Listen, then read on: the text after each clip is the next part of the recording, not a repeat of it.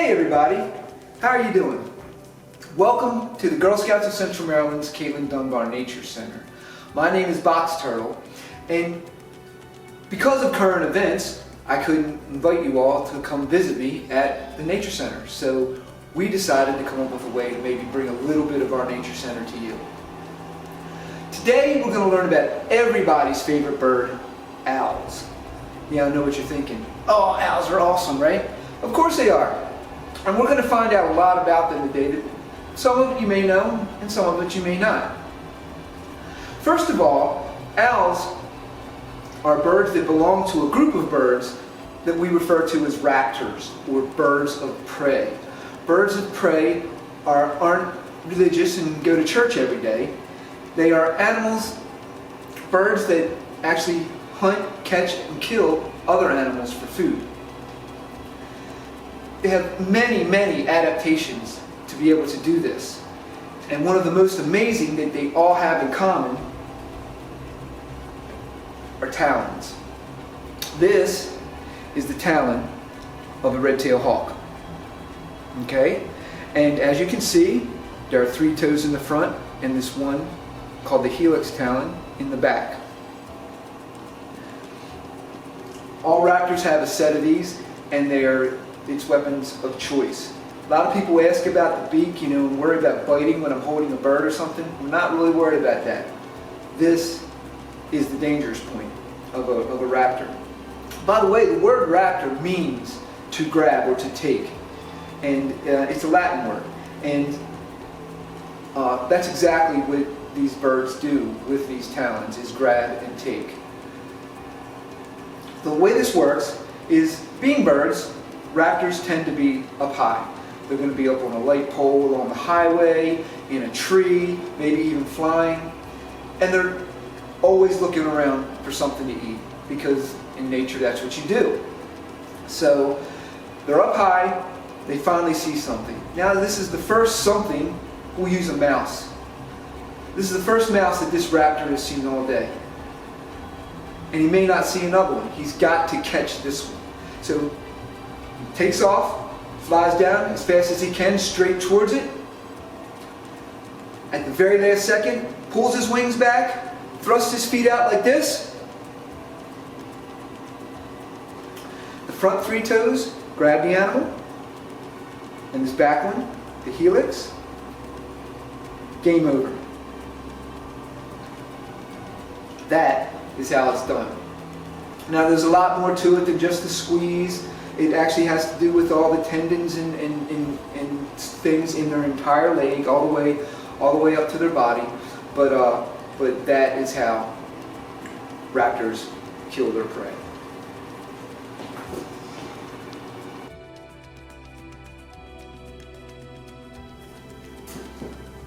All right, and now I'd like to introduce one of our raptors, or owls.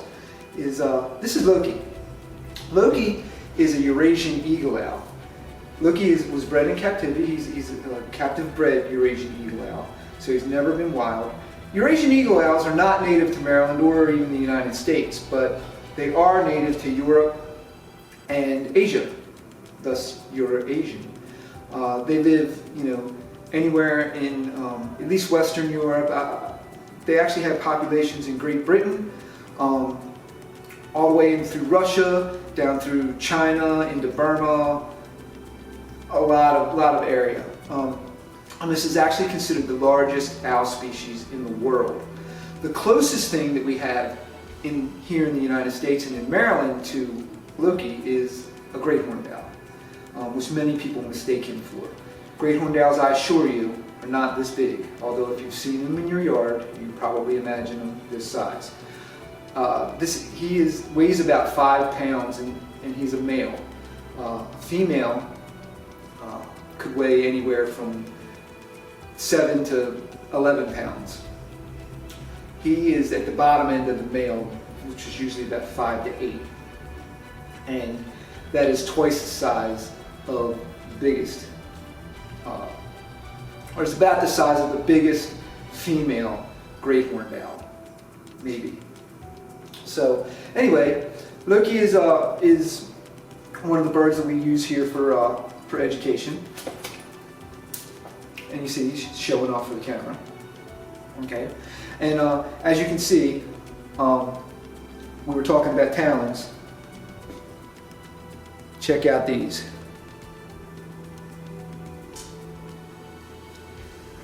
And now we're going to use Loki to talk about another adaptation that raptors have. And then we're going to talk about how they differ in owls as well. Vision, their eyes. And you can see Loki has some beautiful, beautiful eyes. I don't know, will you look at the camera? Will you look at the camera? Can you look at the camera? Look at the camera, bud. Look at the camera. There you go. Look at you. There you are. All right, good boy. All right. So beautiful, beautiful eyes, but they're not just for looks. They are all about function. Raptors have incredible eyesight. Basically, their vision is 8 times better than human beings. That's a little hard to comprehend. 8 times sounds like a big number, and it is. A hawk a mile up in the sky can see a mouse down on the ground. It's basically, if you've ever had the opportunity to look through a pair of binoculars, 8-power binoculars, or maybe an 8-power scope on a rifle, that is how they see all the time. All the time. So, and they need this to hunt. What they say, that like I said, they're always up high and they're going to be looking down for their prey, and they need very acute vision. So you can tell a lot about an owl through its eyes. When you see an owl like Loki and he has bright orange or bright yellow eyes, you can tell not only that vision is very important because the eyes are so large, but you can also tell about when he prefers to do his hunting. A bird, an owl that has yellow or orange eyes is going to hunt as it's getting dark into the night and from the deepest dark night into the morning. They're going to prefer those times as the light's changing, either light into dark or dark into light. That is when they're going to do most of their hunting. They can hunt all night long. They really don't want to. They want to snatch their prey quick, eat up, and then maybe get a snack before bed when they sleep all day. But that's the times that they're normally going to hunt. If you see an owl with dark eyes, many of our owls, like one that you're going to see after Loki, and another one called the barred owl, which is very common here in Maryland, have dark eyes. They're going to hunt later in the evening. Later in the evening. So we always talk about owls turning their head, and you can see Loki will turn his head every which way, and about their eye. Owls can turn their head 270 degrees. He can turn it so that it looks straight over his back. If you watch him as he's on camera, you will probably see him do it at least once. He will turn his back all the way, turn his head so that you can see straight over top of this area here. And the reason they have to do that is because a bird actually has bones holding his eyes in socket. While their eyes look a lot like ours from the front, inside their head, they're very, very different. I'm going to show you here the shape of an owl's eye. Now, our eyes are round. We can roll our eyes, we can move our eyes in our head. You kids that are watching this, you roll your eyes at mom and dad all the time, right? Owls can't roll their head. They can't roll their eyes. So, and the reason is because while our eyes are shaped pretty much like a ball, owls' eyes are not. This is the shape of an owl eye. Okay? And that part that you see on Loki, the yellow part, is this front right here. The rest of this is all inside his skull. More than half an owl's skull is taken up by its eyes. That is how important vision is to an owl. Now, not only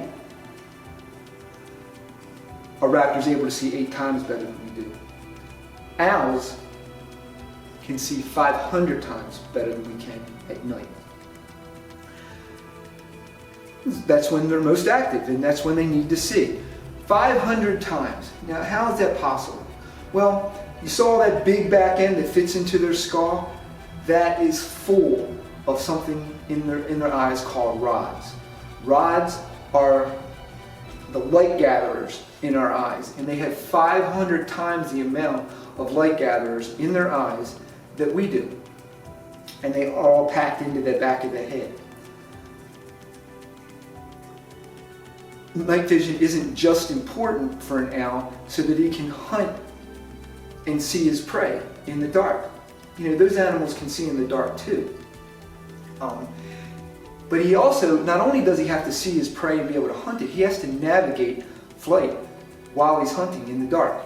So this is a woodland creature. He's going to be flying through forests. If there's branches sticking out or anything like that, and he runs into them while he's flying, it's game over for him. So he's got to be able to see all that. So basically, when I'm saying 500 times better, I'm basically saying an owl can see pretty much at night like we would on a cloudy, rainy day. And so they can still see all the details and everything they need to navigate and everything that they need to hunt. Pretty incredible. Pretty incredible.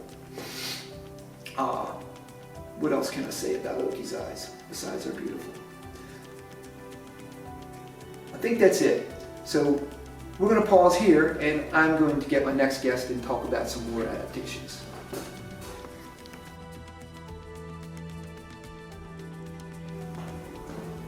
Okay, well, before I bring out our next guest, I actually wanted to go a little more in depth about an owl's skull and the eye, just to give you an idea of how these things go together. In my hand I have a 3D printed owl skull. This is the actual size of a great horned owl's skull. And while I showed you this eye earlier, this would be a huge owl. This is just a model to show the eye. Here we have the actual eye, size of an actual eye of a great horned owl. So here we have a great horned owl's skull, normal size, and a great horned owl's eye, normal size, both 3D printed. And I'm going to show you how this fits in. I want you to look at this skull. And if we take away the beak, here, I'm just going to hold it by the beak. You can see the amount of space that's left with the skull. More than half is dedicated to eye sockets. And the way this works is, this being the owl's eye fits in here like this. Just like that. I hope you can see that. And that's how the owl's eye fits in. And there's a set of bones that go around this area to hold that eye fixed in place.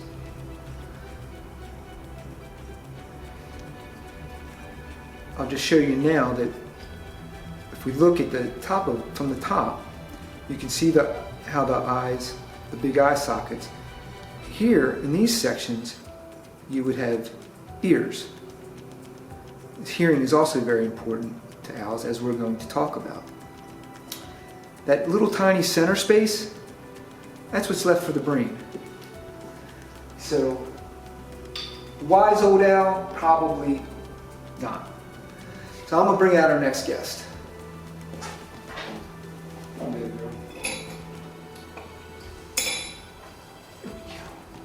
There she is.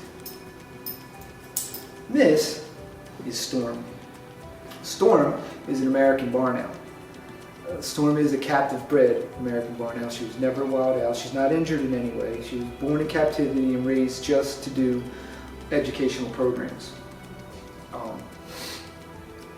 She is almost 2 years old. This April 20th, she will be 2 years old. And I've had her and raised her since she was 6 weeks old.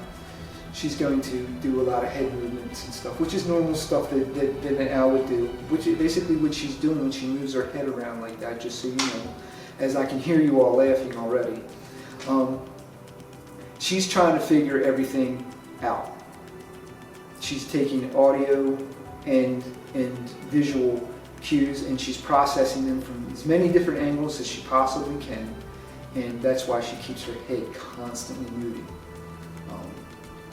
Now, key feature on a barn owl is her face. I mean, look at this face. It's gorgeous, right? But it's not just for good looks. It's not just for good looks. Owls' hearing is very, very important. Owls do have ears. Now, I know you saw Loki had those little things up on top of his head. We call them ears, or sometimes we call them horns. They are actually neither. They are feathers. They are just feathers. An owl's ears are actually located right here on the side of their head, just like ours. Just like ours. However, owls don't have this outer part, this earlobe. The job of the earlobe on humans is to catch sound and to force it into the ear canal so that we can hear. Owls lack an earlobe. It's just a hole in the side of their skull. And so they need a way to catch sound just like we do. Now, if we gave owls earlobes, it really wouldn't work for them. They need to, an owl here uses its hearing to hunt. And if they had earlobes like us and depended on sound like we do, they wouldn't be very good at it. Every one of you have had that annoying sound in your house. And, you know, you walk into your room one day and all of a sudden, man, there's that blasted sound. And we'll even cup our ear to try and catch more sound, trying to figure out where it is. And, you know, we'll say, oh, wait a minute, I hear it, wait a minute, it's over here. Oh, I hear it, it's over there. And then the next thing we're going to do is we're going to turn our head and use our vision, because humans are very visually oriented.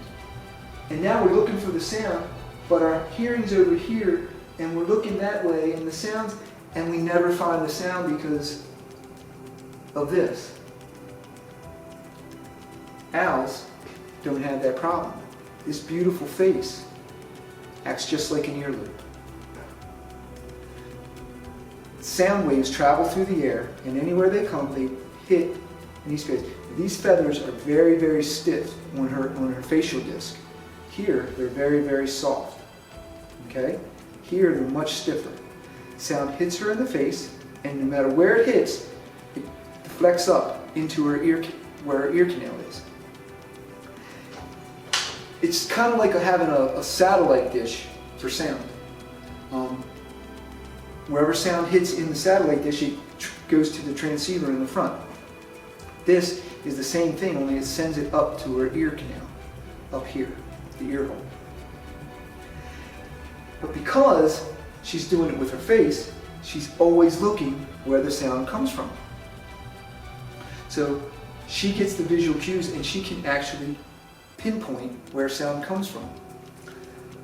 It's a complicated process, but not only do owls have ears on the left or the right hand side, they also have one that's just a little higher than the other. It's really hard to tell, but if you measure it, it's actually so their one ear is a little higher than the other. And this gives them the ability to pinpoint sound. The way this works is that, and we do this, if we hear something, you know, humans are going back and forth, where's this sound coming from? And oh, wait a minute, it sounds, when it's in our left ear and our right ear are the same, we're like, oh, okay, it's right there. And then we start looking, because that's what we do. Well, an owl does the same thing. An owl does the same thing. She will look around and she'll say, okay, it's in my left and right ear, so this direction. And then she'll start moving like this. Oh, wait a minute. It's in my high ear and low ear here. So now she's got here and here. And right where those lines cross, that's where that sound is. But she knows exactly where to get it. Why is this so important? This is so important because, and all owls can do this, some better than others, but the reason it's so important is because even though they can see in the dark, the other animals know they're out there and they can see in the dark too. They're hiding. They don't just come out and wave to the owl and say, hey, here we are. The owl still has to find them. And she's going to find the ones that make a noise, that rustle the grass that they're hiding in or something like that. And you can see her constantly moving her head like that. She's doing it all at once. She doesn't go like this and then like this, as I explained. She's doing it in circles and doing all that at once. And pinpointing everything around her. So when she's up high and she's at night, they're out. Their sense of hearing is so good that they can be in a tree on the edge of a field and they can hear the mice rolling around in the grass in that field, and they will be able to pinpoint the exact locations of that mouse. They will fly down, talons first. She's got a nice set of talons too, and grab that mouse, even if they've never seen it. In addition, think about the winter. You got 6 inches of snow on the ground. The mice don't come and run up on top of the snow and say, here I am. They're under the snow, tunneling, digging, looking for food themselves. The owls have to hear them under the snow. And they'll pinpoint that location, fly down, stick their talons in the snow, boom, in one of their talons they'll have that mouse. Barn owls are so good at this and they're so efficient at this that they can catch that mouse under that snowdrift 98% of the time. 98 times out of 100 they're going to come up with a mouse. That's pretty incredible. Other owls, I don't know if you've noticed, but Loki had very small, much smaller facial discs. He has them just on the sides of his eyes. A great horned owl or a Eurasian eagle owl and owls like that aren't going to use sound primarily to hunt. And that's another thing you can look at by looking at an owl's face. I told you before about the color of the eyes. You can notice that because her eyes are darker than Loki's, she's an owl that's going to hunt in the middle of the night. And when you also look at an owl's face, you can see by the size of the facial disc in proportion to the face how much they use their hearing versus their vision. Her facial disc is the entire size of her head. In fact, her facial disc is much larger than her skull because you can see her skull is pretty tiny under all these feathers. She has very puffed up feathers. So her feathers actually extend the size of her face in order to be able to catch enough sound. How much sound can she hear?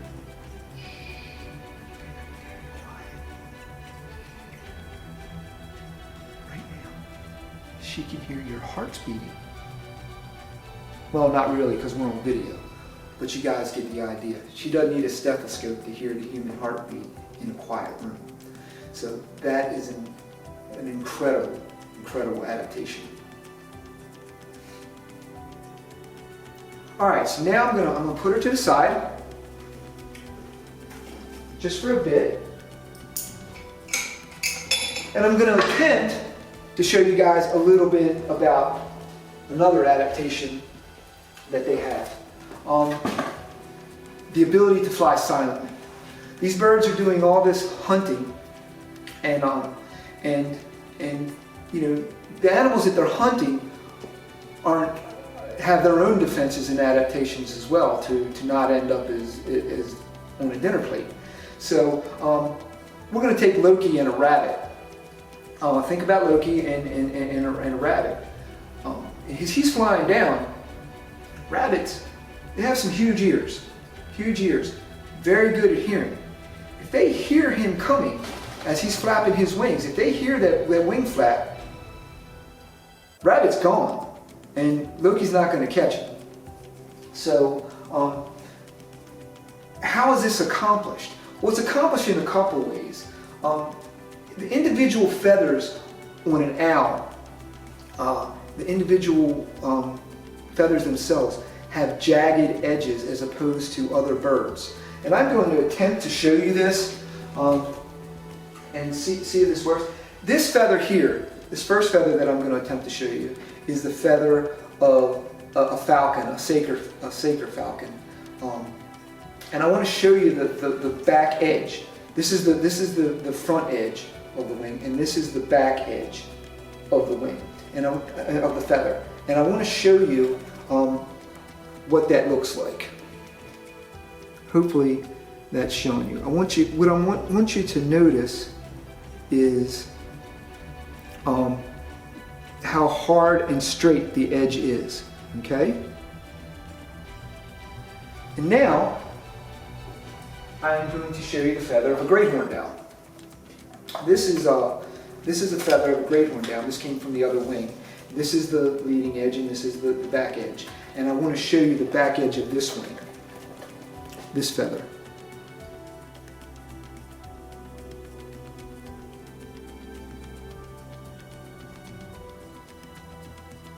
It's not focusing.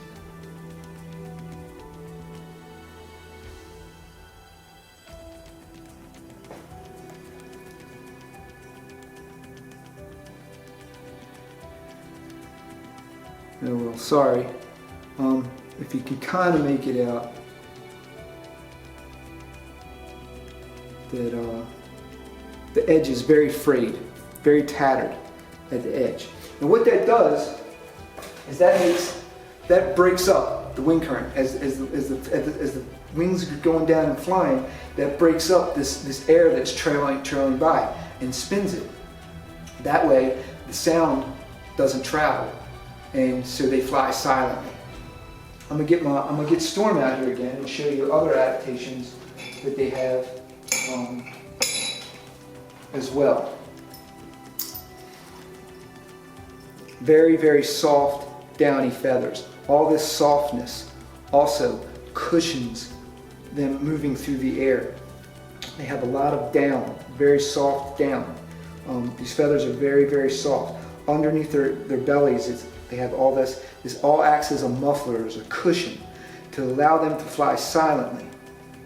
The BBC did an experiment once and had certain birds fly over a set of microphones in line.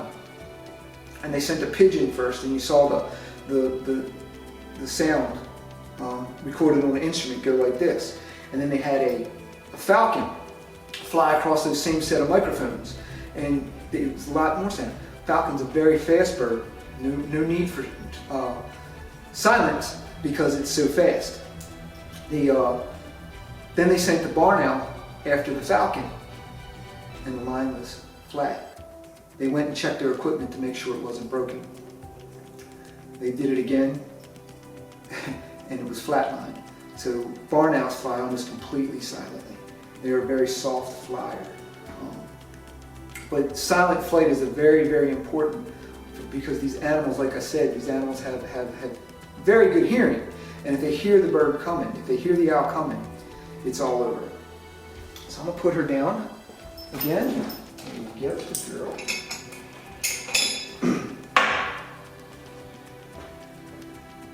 All right, well, thank you for bearing through this with me. I'm sorry that the thing didn't focus too well on the feather.